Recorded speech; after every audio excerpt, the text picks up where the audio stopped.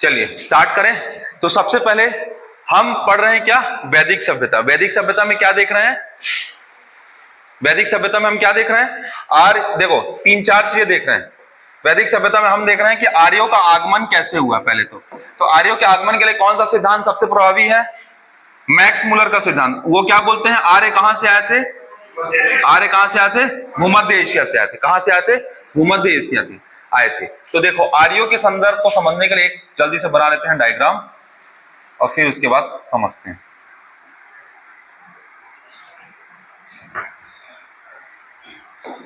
इनके बारे में कहा यह गया है कि आर्य कहां से आए थे, तो आर्य आए थे मध्य एशिया से। कहां से आए थे, मध्य एशिया से। कौन बोला ऐसा, मैक्स मुलर बोले। कौन बोला है, मैक्स मुलर। तो यहां से तीन शब्द आते हैं, तीन शब्द आते हैं। पहला शब्द कौन सा, आर्य, ठीक है। दूसरा एक और शब्द है बच्चों जिसे कहा जाएगा क्या, अनार्य। और तीसरा एक शब्द और है जिसे क्या कहा जाएगा, जिसे कहा जाएगा दास। क्या कहा जाएगा, दास, या इसी को क्या कहा जाएगा, दस्यु। क्या कहा जाएगा, दस्यु।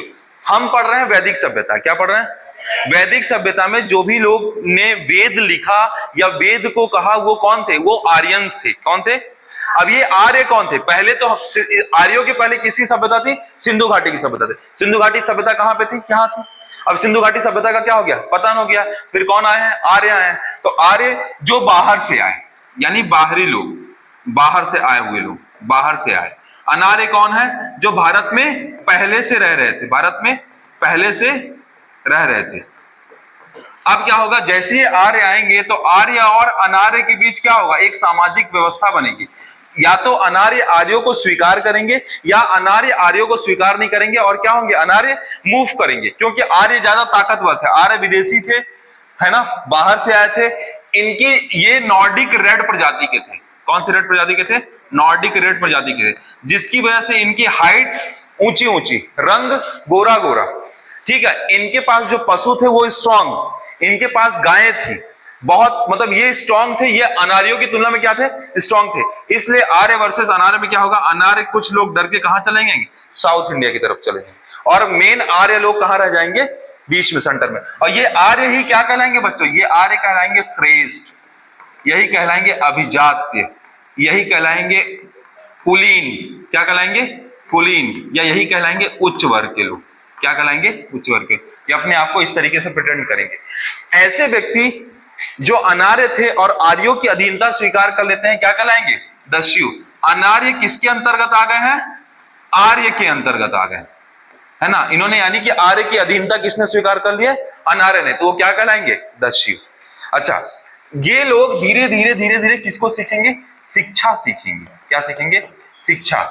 तो पहले जो साहित्य, जैसे आपने वेद पढ़ा बच्चों, तो वेद वास्तव में क्या है, वेद के बारे में जब कहा जा रहा था तब वेद लिखा नहीं जा रहा था, वेद को पहले बोल दिया गया।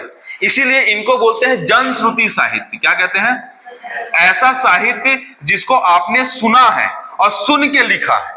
तो वेद क्या है, पहले सुना। जैसे आप कोई चीज सुनते हो, मंत्र सुनते हो, है ना, ओम भूर्भुवः स्वः तत्सवितुर्वरेण्यं भर्गो देवस्य धीमहि धियो यो नः प्रचोदयात्। जैसे आपने सुना, सुनने के बाद आपने क्या किया, सुन लिया। इसको बाद में आपकी जब बुद्धि का विकास हुआ, जब आपको लिपि का विकास हो गया, जब आपको मात्राएं, मंत्र, संस्कृत सब आने लगा, तब आपने लिखना चालू किया, ठीक है। यानी कि वेद कब लिखा गया, जब व्याकरण का कॉन्सेप्ट आ गया, सब कुछ आ गया, तब क्या लिखा गया, वेद लिखा गया। तो वेद भी कैसे लिखेगा, तो ऋग्वेद लिखा गया एक काल में, और अगले काल में क्या लिखा गया, यजुर्वेद, सामवेद, अथर्ववेद, है ना। और इसके अलावा बहुत सारे अरण्यक, उपनिषद, ऐसे करके बहुत सारी चीजें, पुराण, वेदांग, संहिता, ये सब कब लिखा गया, तो याद रखिएगा बच्चों, ये सब लिखा गया उत्तर वैदिक काल में। कब लिखा गया, और ये कब लिखा गया, ऋग वैदिक काल में। कब लिखा गया, ऋग वैदिक काल में। तो मैंने बताया था कि वैदिक सभ्यता के कितने हिस्से हैं, दो हिस्से। कितने हिस्से हैं, दो हिस्से। वैदिक सभ्यता कब से कब है, तो 1500 बीसी से लेके 600 बीसी तक। ये कितने हिस्सों में टूटेगा, दो हिस्सों में टूटेगा। एक 1500 से 1000 बीसी, ये क्या कहलाएगा, ऋग्वैदिक। क्या कहलाएगा, ऋग्वैदिक। और इसमें सिर्फ क्या लिखा जाएगा, ऋग्वेद। और अगला वाला क्या कहलाएगा, 1000 BC से लेके 600 BC तक, और वो क्या कहलाएगा? उत्तर वैदिक। क्या कहलाएगा? उत्तर वैदिक। ये सब पहले की क्लासेस में पढ़ा दिया हूं, वापस से एक बार रिवाइज कराने के लिए बता दे रहा हूं। तो ये एक क्या है, एक हिस्सा क्या है? ऋग्वैदिक। अगला हिस्सा क्या है? उत्तर वैदिक। ऋग्वैदिक में किसकी रचना की गई? ऋग्वेद की। और उत्तर वैदिक में किसकी रचना की गई? इतने सारे ग्रंथ की। लेकिन याद रखिएगा, ऋग्वेद अपने आप में बहुत बड़ा है, और ऋग्वेद को ही आधार मान के पूरे रचनाएं लिखी गई। जैसे कि अगर आप बात करेंगे, देखिए बताया था ना आर्यों के संबंध में कितनी कहानियां हैं?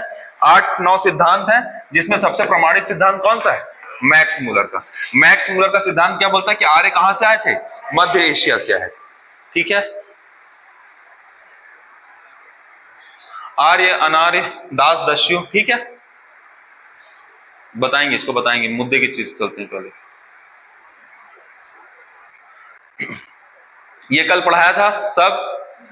देखो ऋग्वेद मैंने पढ़ा दिया था, एक बार वापस से फटाफट ऋग्वेद के बारे में फटाफट अपने से इंफॉर्मेशन दूंगा, और कई बहुत सारा अलग से इंफॉर्मेशन दूंगा, जो फैक्ट होगा, जिस फैक्ट को मेरे साथ रटेंगे आप। देखिए सबसे पहली बात है कि ऋग्वेद में कितने मंडल होते हैं? तो ऋग्वेद में 10 चैप्टर हैं, 10 मंडल हैं। आप ध्यान से सुनिएगा, पहला मंडल, 8वां मंडल और 10वां मंडल, 3 मंडल है। पहला, 8वां और 10वां, तीनों मंडल सबसे बाद में जोड़ा गया। ठीक है, इसलिए 8वां मंडल, 10वां मंडल और पहला मंडल सबसे नवीनतम मंडल है, याद रहेगा। दूसरा मंडल और 7वां मंडल सबसे पहले बनाया गया था, सबसे पहले जोड़ा गया था। यानी दूसरा मंडल और 7वां मंडल कैसा मंडल है? प्राचीनतम मंडल है। कैसा मंडल है? प्राचीनतम मंडल। दोस्तों 7वां याद होगा। तीसरे मंडल में गायत्री मंत्र लिखा गया है कि क्या लिखा गया है? तीसरे मंडल में क्या लिखा गया है? गायत्री मंत्र। और तीसरे मंडल में गायत्री मंत्र में किसने लिखा है? तो विश्वामित्र ने। किसने लिखा है? विश्वामित्र ने। तो ध्यान दीजिएगा, कितने मंडल? 10 मंडल। इसमें दूसरा और 7वां क्या है? पुराना। पहला, 8वां और 10वां क्या है? नया। ठीक है, फिर उसके बाद तीसरे मंडल में क्या है? गायत्री मंत्र। किसके द्वारा लिखा गया है? विश्वामित्र जी के द्वारा लिखा गया। ठीक है बच्चों, ध्यान दीजिएगा, जो आपका 7वां मंडल है, 7वां मंडल में आर्य और अनार्य की लड़ाई का वर्णन है। और उस लड़ाई में कौन सा युद्ध है? बताया था ना, दशराग्य युद्ध। कौन सा युद्ध है? दशराग्य युद्ध है। ठीक है, ये किसके द्वारा लिखा गया है? वशिष्ठ जी के द्वारा लिखा गया। किसके द्वारा लिखा गया? बच्चों फैक्ट के तौर पे अभी और बता देते हैं। 9वें मंडल में सोम भगवान के बारे में लिखा गया, सोम देवता के बारे में लिखा गया। कौन सा मंडल में? 9वें मंडल में। और 10वें मंडल जो है बच्चों, वो सबसे नवीनतम मंडल में ऋग्वैदिक काल में वर्ण व्यवस्था का वर्णन है। किसका वर्णन है? वर्ण व्यवस्था। वर्ण व्यवस्था में बच्चों कौन आते हैं? तो याद रखिए, प्रारंभ में वर्ण व्यवस्था में 3 आते थे, ब्राह्मण, क्षत्रिय और वैश्य, और यही द्विज कहलाते थे। क्या कहलाते थे? द्विज। और एक और वर्ण बाद में आया जिसे शूद्र कहा गया, सेवक कहा गया। तो एक समाज में कितने वर्ण थे? 4। कौन कौन था? ब्राह्मण, क्षत्रिय, वैश्य और शूद्र। जिसमें वर्ण व्यवस्था में प्रारंभ में कितने थे? 3, जो क्या कहलाते थे? द्विज। द्विज का मतलब होता है बच्चों 2 बार जन्म लेने वाला। 2 बार जन्म लेने वाला। अच्छा, 2 बार जन्म लेने वाले का क्या मतलब है यहां पे समझिएगा बच्चों। एक ऐसा बच्चा जो एक बार जन्म लिया, तो प्राकृतिक रूप से जन्म लिया, लेकिन उसका टैलेंट ऐसा है कि वो कोई पढ़ने में अच्छा है, तो कोई खेलने और युद्ध में अच्छा है, तो कोई व्यापार में अच्छा था। तो 3 कैटेगरी बांटी गई बच्चों की। एक ही परिवार के 3 बच्चे 3 अलग अलग वर्ण में जा सकते थे। वो किसके आधार पे? कर्म और कुशलता के आधार पे। ठीक है, तो जनेऊ बोलते हैं ना, जनेऊ धारण करना। जनेऊ धारण करना वो दूसरा जन्म है उसका। जब उसको जनेऊ धारण करवा दिया था, मतलब तुम अब इस काम को करोगे, ये चीज किसकी वजह से होता है? द्विज की वजह से होता है। द्विज का कॉन्सेप्ट में किसको रखा गया था? ब्राह्मण को, क्षत्रिय को, वैश्य को। लेकिन शूद्र को उस कैटेगरी में नहीं रखा गया। ये इसका उल्लेख किसमें लिखा गया है? 10वें मंडल में। किसके? ऋग्वेद में। और ऋग्वेद में बच्चों अब फैक्ट सुनना, एक महिला है जिसका नाम है लोपमुद्रा। इन्होंने ऋग्वेद की रचना में सहयोग किया है। दूसरे हैं वशिष्ठ। कौन है? वशिष्ठ। तीसरे हैं विश्वामित्र। कौन है? विश्वामित्र। और विश्वामित्र हैं, विश्वामित्र। चौथे जो हैं उनका नाम है वेद व्यास। ये 4 लोग मिलके क्या लिखे हैं? ऋग्वेद को लिखे हैं। बच्चों रहने को बहुत सारा डीप है, हर एक मंडल को कौन कौन लिखा है उसका भी डेटा है, लेकिन वो आपको जानने की जरूरत नहीं है इतना। इतना बस आपको पता रहना चाहिए। अब इसमें जो मुद्दे की चीज है, इसमें जो लोप मुद्रा आपको दिख रही बच्चों, ये लोप मुद्रा कौन है पूछता है, जो अगस्त ऋषि की पत्नी है। कौन? लोप मुद्रा। ऋग वैदिक काल में वैदिक सभ्यता की सबसे विदुषी महिला थी। कौन? लोप मुद्रा। इसके अलावा अपाला, ठीक है, अपाला भी एक महिला है जो ऋग वैदिक काल की कैसी महिला है? विदुषी महिला है। कैसी महिला है? तो पूछता है कि अपाला कैसी महिला है, तो अपाला कैसी महिला है? विदुषी महिला है। ठीक है, इसके अलावा बच्चों आपने एक चीज और वर्ड सुना होगा बच्चों, जब आप अथर्ववेद पढ़ेंगे तो अथर्ववेद में एक चीज का वर्णन है, एक सभा है, एक समिति है, एक विदत है। तीन चीजें हैं। क्या क्या है? सभा, समिति, विदत। सभा और समिति पुत्री हैं किसकी? राजा प्रजापति की। किसकी पुत्री हैं? राजा प्रजापति की पुत्री हैं, प्रजापति की पुत्री हैं। लेकिन ये ऋग्वैदिक सभ्यता की दो संस्था भी थी। क्या थी? संस्था। संस्था का मतलब क्या होता है बच्चों? तो संस्था का मतलब देखिए, सभा का मतलब क्या होता है? सभा होती है श्रेष्ठ और कुलीन लोगों का समुदाय। अच्छा, इसको किससे कंपेयर कर सकते हो? तो वर्तमान की राज्यसभा से कंपेयर कर सकते हो। वर्तमान की राज्यसभा प्राचीन काल की क्या थी? सभा थी। अच्छा, दूसरा कौन सा? समिति। ये सामान्य वर्ग के लोगों का समुदाय है। सामान्य वर्ग के लोगों का समुदाय। आप समझ नहीं पा रहे हैं तो मैं बताऊं, जैसे मान लो कि यहां पे मंदिर बनना चाहिए या नहीं बनना चाहिए, ये डिसीजन कौन लेगा? तो ये और ये दोनों मिलकर लेंगे। तो सामान्य वर्ग में कौन आएगा? समिति के लोग आएंगे। अभिजात्य वर्ग में, श्रेष्ठ और कुलीन वर्ग में कौन आएंगे? तो सभा के लोग आएंगे। बच्चों एक और इंपॉर्टेंट चीज है, विदत। बहुत ज्यादा इंपॉर्टेंट, मोस्ट इंपॉर्टेंट प्रश्न बनता है इस पे कि सबसे प्राचीनतम संस्था है ये। याद रखिए कैसी संस्था है? प्राचीनतम संस्था है। ऋग वैदिक काल के दो हिस्से हैं, ऋग्वेद और उत्तर वैदिक काल। ऋग वैदिक काल में सभा, समिति, विदत तीनों में महिलाओं को हिस्सा लेने का मौका मिलता था, लेकिन उत्तर वैदिक काल में महिलाओं को सभा, समिति और विदत से हटा दिया गया। महिलाएं राजनीतिक मामले और सामाजिक मामले में निर्णय देने के लिए सक्षम नहीं रहेंगी, ऐसा किसमें कहा गया है? उत्तर वैदिक काल में। लेकिन ऋग वैदिक काल में महिलाएं राजनीतिक और सामाजिक मामले में हस्तक्षेप था। ऋग्वैदिक जो सभ्यता है बच्चों, वो पितृसत्तात्मक सभ्यता है। उत्तर वैदिक काल जो है वो, उसमें पितृसत्तात्मक सभ्यता हैवी हो जा रही, ज्यादा भारी पड़ जा रही। और वैदिक सभ्यता, ऋग्वैदिक सभ्यता है, उसमें पितृसत्तात्मक सभ्यता तो है, लेकिन महिलाओं की स्थिति अच्छी थी। समझ आया? तो विदत क्या है बच्चों? प्राचीनतम संस्था है। कैसी संस्था है? अच्छा, ये प्राचीनतम संस्था में बड़े इंपॉर्टेंट बात है, महिलाओं की संख्या ज्यादा थी। और ये महिलाएं क्या करती थी? ये महिलाओं का डिसीजन लेना था जब कोई युद्ध होता था। क्या होता था? युद्ध। तो युद्ध में जो भी धन जीता जाता था युद्ध के दौरान, और तो उसे सेना में कितना बांटना है, उसे अपने पास कितना रखना है, और उसे सामाजिक उपभोग में कितना ले आना है, इसका निर्णय लेने वाली संस्था जो थी वो विदत। कौन सी थी? ठीक है, याद रहेगा। राजनीतिक व्यवस्था में एक सभा, एक समिति, एक विदत। सभा समिति का नाम कैसे आया? तो राजा प्रजापति की पुत्री के नाम के आधार पर सभा और समिति का नाम आया। सभा समिति का उल्लेख किसमें है? तो सभा समिति का उल्लेख अथर्ववेद में है। किसमें है? अथर्ववेद में है। याद रहेगा, ठीक है। और विदत क्या है? प्राचीनतम संस्था है। इन तीनों संस्था में सबसे पहले कौन सी संस्था बनी? विदत बनी। फिर कौन बनी? सभा, समिति आई। अच्छा, लोक मुद्रा कौन है? तो अगस्त ऋषि की पत्नी है। अब सुनिएगा, बहुत सारी चीज बता रहा हूं बच्चों। वैदिक काल में एक व्यक्ति, एक जो सबसे प्रमुख देवता है, उनका नाम है इंद्र। क्या नाम है?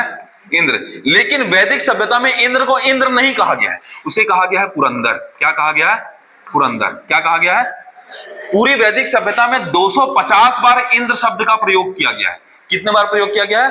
250 बार। ध्यान से सुनिएगा। इसके अलावा जन, क्या? जन, तो इधर ध्यान दीजिएगा। परिवार, ध्यान दीजिएगा। व्यक्ति प्लस व्यक्ति मिला के क्या बना? परिवार। और परिवार का प्रमुख कौन हुआ? मुखिया। ठीक है, अब देखिएगा, परिवार प्लस परिवार मिला के बना कुल। और कुल का प्रमुख कौन हुआ? कुलप। कौन हुआ? कुलप। कुल प्लस कुल मिला के बना ग्राम। क्या बना? ग्राम। और ग्राम का प्रमुख कौन हुआ? ग्रामणी हुआ। कौन हुआ? ग्रामणी, ग्राम प्लस ग्राम इक्वल टू क्या बना, विष, क्या बना, विष, और विष का प्रमुख क्या हुआ, विषपति हुआ, विषपति हुआ, और विष प्लस विष मिला के बना जन, क्या बना, जन, और जन का प्रमुख क्या हुआ, जनपति हुआ। हम अपनी सुविधा के लिए जन प्लस जन मिला के राष्ट्र या महाजनपद पढ़ते हैं, हम अपनी सुविधा के लिए, और उसके प्रमुख को क्या बोलते हैं, राजन कहते हैं। ये राजन शब्द अगर समुदाय छोटा हो तो यहीं पे यूज हो जाएगा। अब ध्यान से सुनिएगा, ये क्यों बता रहा हूं। पूरे समाज में परिवार सबसे छोटी इकाई थी, और पूरे परिवार का प्रमुख क्या कहलाता था, मुखिया कहलाता था। परिवार प्लस परिवार मिलकर क्या बनते थे, कुल, और कुल का प्रमुख कुलक, कुल प्लस कुल मिलकर क्या बनते थे, ग्राम, ग्राम का प्रमुख ग्रामणी, ग्राम प्लस ग्राम मिलकर विष, विष का प्रमुख विषपति, विष प्लस विष मिलकर जन, जन का प्रमुख जनपति। अगर वर्तमान भारत से अभी तुलना करोगे तो व्यक्ति और व्यक्ति परिवार है कि नहीं है, है। अब परिवार संयुक्त परिवार की तुलना में क्या हो गया, एकल परिवार। सुनिएगा, ऋग वैदिक काल में सामाजिक व्यवस्था में जो परिवार आकार में जितना बड़ा होता था वही परिवार उतना ही संपन्न परिवार कहलाता था, और उस परिवार को उतनी ही इज्जत दी जाती थी। यानी कि बृहद परिवार, क्या बोल रहा हूं, बृहद परिवार किसका, किसका, सम्मान का, बृहद परिवार को क्या माना जाता था, संपन्न माना जाता था। क्या माना जाता था, संपन्न माना जाता था। सुनिएगा, परिवार प्लस परिवार मिलकर क्या बनता है, कुल, जो आप लोग के यहाँ चलता है, कुल तो चलता ही है, ठीक है। कुल प्लस कुल मिलकर क्या बोलते हैं, पूरा गांव। तो गांव में एक ही व्यक्ति के लोग, इसमें बच्चों अभी आगे और देखोगे तो यहीं पे गोत्र भी मिलेगा। क्या मिलेगा, गोत्र। अब गोत्र क्या होता है, तो गोत्र ये होता है कि इस पूरे वैदिक सभ्यता में सबसे पवित्र, सबसे उपयोगी जो है वो गाय है। कौन है, गाय है। गाय को लेके युद्ध लड़ेंगे, और गाय, युद्ध जीतने पे गाय दी जाएगी, पुत्री की विवाह करने पे भी गाय दी जाएगी। और गाय कैसी है, गाय सबसे उपयोगी पशु माना जाता था। कब, वैदिक सभ्यता। अच्छा, गाय का सबसे कितने बार उल्लेख किया गया है वैदिक सभ्यता में, 176 बार। इतने ही बार उल्लेख किया गया है विष का, गाय और विष, विषपति, विष, ठीक है। जन का उल्लेख किया गया है 275 बार। कितने बार, पूरे उसमें 275 बार जन का उल्लेख किया गया। पूरे वैदिक सभ्यता में सबसे ज्यादा उल्लेख किया गया है पिता शब्द का, और पिता शब्द का उल्लेख किया गया है 335 बार। नदी में अगर बात करोगे तो गंगा का उल्लेख किया गया, किसका उल्लेख किया गया है, गंगा का 1 बार। यमुना का उल्लेख किया गया है तो यमुना का उल्लेख किया गया है 3 बार। अच्छा, जितने प्रश्न 22 पीएससी में उल्लेख को लेके आए वो सब यही। इंद्र को कितने बार उल्लेख किया गया है, 250 बार। अग्नि को कितने बार उल्लेख किया गया, तो 200 बार। अग्नि को कितने बार है बच्चों, तो 200 बार, ठीक है। जन को कितने बार, 275 बार। पिता को कितने बार, 335 बार। गंगा को 1 बार, यमुना को 3 बार, ठीक है। बृहद परिवार कैसा परिवार था, संपन्न परिवार था, याद रहेगा। ग्राम का उल्लेख, गाय का उल्लेख 176 बार, और विष का उल्लेख 176 बार। अगर अभी से तुलना करोगे तो कुल प्लस कुल इक्वल टू गांव, तो गांव आज भी देखने मिलता है। गांव और गांव मिला के तहसील बनता है, तो तहसील को पहले क्या बोलते थे, विष बोलते थे। और जो तहसील प्लस तहसील मिला के क्या बनता था, या तो जिला बनेगा या तो राज्य बनेगा, तो क्या कहलाएगा, जन, या यहाँ पे जिला समझ। और जन प्लस जन बनके क्या, राज्य। राज्य ही क्या था, राष्ट्र था पहले के जमाने में, और राष्ट्र का प्रमुख कौन था, राजा। समझ आया कि नहीं आया, ये समझ में आया। तो ये पूरे फैक्ट याद रखिएगा कि इंद्र को पुरंदर बोलते थे, अग्नि का 200 बार उल्लेख, इंद्र का 250 बार उल्लेख, जन का 275 बार उल्लेख, पिता का 335 बार उल्लेख, गंगा का 1 बार, यमुना का 3 बार। सबसे पवित्र नदी बच्चों सरस्वती। कौन सी, सरस्वती को क्या बोलते, सबसे पवित्र नदी थी। कौन सी नदी थी, सरस्वती। सरस्वती क्या थी, सबसे पवित्र नदी हुआ करती थी, ठीक है। बच्चों 2-3 चीज और सुनिएगा। एक शब्द है आघन्या, एक शब्द है आमजू, एक शब्द है अर्धांगिनी। तीनों के बारे में फैक्ट सुनो जो क्वेश्चन पूछता है। गाय को ना मारा जाने वाला योग्य पशु बोला जाता था। गाय ना मारी जाने वाली योग्य पशु है, इसलिए उसको अघन्या कहते थे। ऋग्वैदिक काल में क्या कहते थे, अघन्या, याद रहेगा। अघन्या, गाय को ना मारने योग्य। आमजू ऐसी महिला जो विवाह नहीं करके अपना पूरा जीवन मंदिर सेवा में लगाती थी, उसको आमजू बोलते थे। क्या बोलते थे? आमजू, यानी आजीवन अविवाहित रहने वाली महिला जो देवताओं की स्तुति में रहती थी, वो आमजू कहलाती थी, है ना। तो महिला जो अविवाहित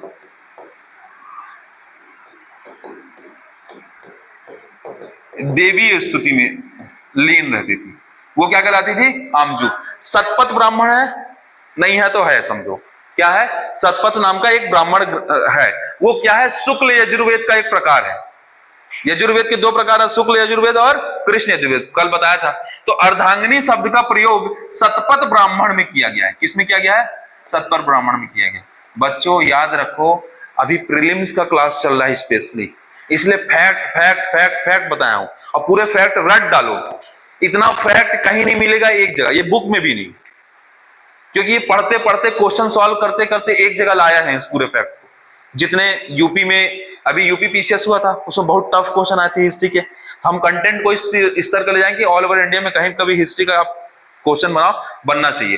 तो याद रखेंगे, इंद्र पुरंदर 250 बार उल्लेख, जन 275 बार उल्लेख, पिता 335 बार उल्लेख, गंगा 1 बार, यमुना 3 बार, सरस्वती सबसे पवित्र नदी, अगन्या गाय को ना मारने योग्य पशु, गाय को कहते हैं, आमजू महिला जो अविवाहित है वो देवी स्तुति में लीन है। अर्धांगिनी शब्द का उपयोग कहां किया गया है? सतपथ ब्राह्मण में किया है। एक परिवार जो संपन्न होगा वो बृहद परिवार होगा। गाय का उल्लेख 176 बार, विष का उल्लेख 176 बार। जो जो इंपॉर्टेंट है, जो जो पूछता बता दिए, याद रहेगा इतना। चलिए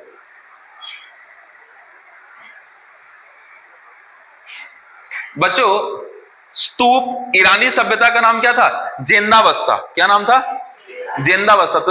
तो ये कहा जाता है कि वैदिक सभ्यता ईरानी सभ्यता की समकालीन थी, क्योंकि ईरान में जो लिटरेचर लिखा जाता है उसका फ्लेवर और इंडिया में जो लिटरेचर लिखा जा रहा है उसका फ्लेवर दोनों एक जैसा है। दैट मीन्स वैदिक सभ्यता और ईरानी सभ्यता कैसी थी? एक साथ थी। तो आप ऐसे याद रखिएगा,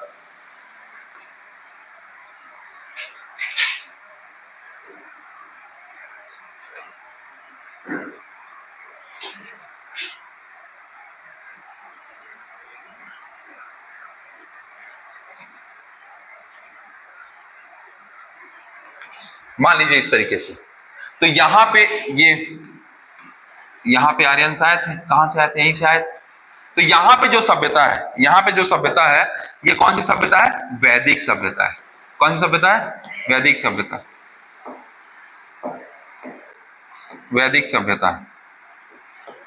और वैदिक सभ्यता समकालीन किसकी है? ईरानी सभ्यता की। किसकी? ईरानी सभ्यता की। ईरानी सभ्यता में एक लिटरेचर है जिसका नाम है जेंदावस्ता। क्या नाम है? जेंदावस्ता। तो जेंदावस्ता और ऋग्वेद की रचना का जो पैटर्न है वो एक जैसा मिलता है। कहां कहां? ईरान